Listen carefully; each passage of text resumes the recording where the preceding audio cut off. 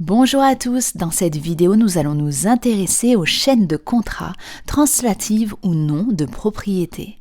Les groupes de contrats se composent de contrats distincts mais qui peuvent être rattachés les uns aux autres car soit ils portent sur un même bien, soit ils participent à une même opération.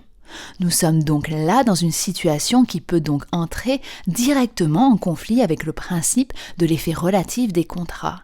Les contractants d'un extrême de cette chaîne peuvent-ils agir en responsabilité contractuelle contre les contrats de l'autre extrême de cette même chaîne, contre les contractants plutôt de l'autre extrême de cette même chaîne. Qu'est-ce que cela implique pour les parties à un contrat de voir leur contrat être rattaché à une chaîne de contrats et quelle différence entre les chaînes de contrats translatives de propriété et les chaînes de contrats non translatives de propriété? Intéressons-nous dans un premier temps aux chaînes de contrats translatives de propriété. On retrouvera ce cas de figure quand un bien est l'objet de plusieurs ventes successives, par exemple votre maison qui au cours de ces 20 dernières années a été vendue 6 fois.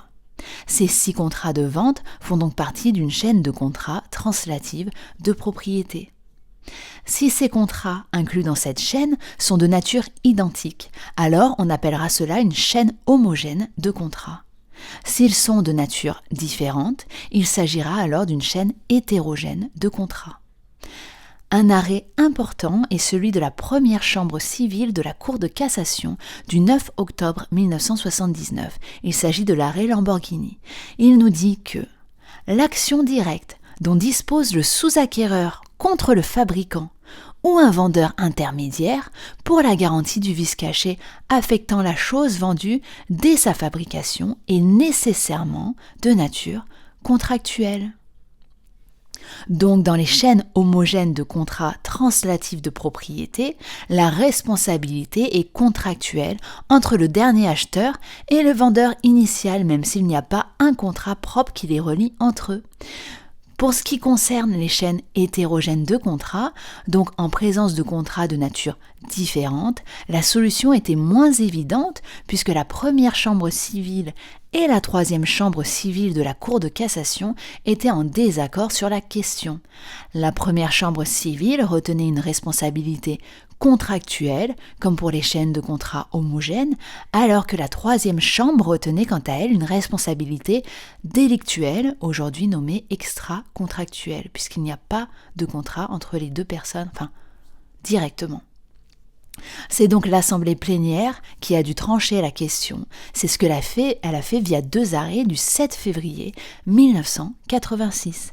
Elle donne ainsi raison à la première chambre civile, et je cite « Le maître de l'ouvrage, comme le sous-acquéreur, jouit de tous les droits et actions attachés à la chose qui appartenait à son auteur, qu'il dispose donc à cet effet, contre le fabricant, d'une action contractuelle directe fondée sur la non-conformité de la chose livrée. » Donc là, on a une illustration de la théorie de l'accessoire, donc l'action est transmise avec le bien. Ce sera donc une action contractuelle, une responsabilité contractuelle. Intéressons-nous maintenant aux chaînes non translatives de propriété. Vous pouvez dès à présent déduire la réponse du nom même de la chaîne. Le bien reste la propriété du co-contractant puisque nous ne sommes pas en présence d'un transfert de propriété. On retrouvera cette idée avec les contrats par exemple de sous-traitance. Les jurisprudences citées précédemment ne peuvent pas trouver application ici puisqu'il n'y a pas de transfert de propriété, donc il n'y a pas de théorie de l'accessoire et de transmission de l'action en responsabilité contractuelle avec le contrat. Ce qui n'a pas empêché la première chambre civile de la Cour de cassation de reconnaître une responsabilité contractuelle dans l'arrêt Clic-Clac Photo du 8 mars 1988.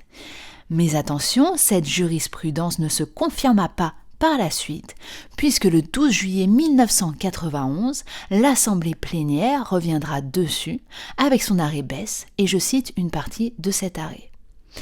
Le maître de l'ouvrage ne dispose contre le sous-traitant, avec lequel il n'a aucun lien contractuel, que d'une action quasi délictuelle.